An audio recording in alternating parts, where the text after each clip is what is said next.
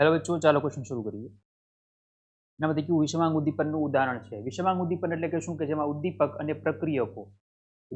પ્રક્રિયકો કેવા હોય અલગ અલગ કલામાં હોય. અલગ અલગ કલા એટલે ઉદ્દીપક અને પ્રક્રિયકો કેવા હોય અલગ અલગ કલામાં હોય.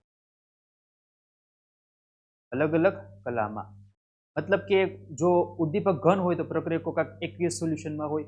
પ્રક્રિયકો ઘન હોય તો ઉદ્દીપક બંને અલગ અલગ કલા હોય. એની જે સ્ટેટ છે અલગ અલગ હોય.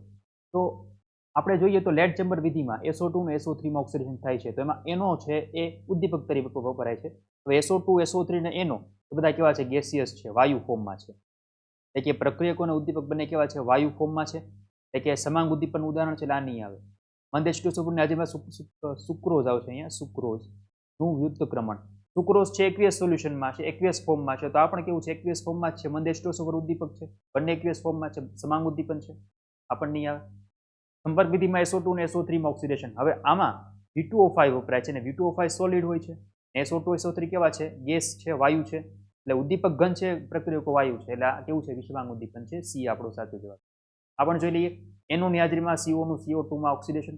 CO કેવું છે? વાયુ છે. CO2 પણ વાયુ છે અને NO પણ વાયુ છે. બધા ઉદ્દીપક અને પ્રક્રિયકો સમાન કલામાં છે, એટલે સમાંગ ઉદ્દીપન છે. આ નહીં આવે.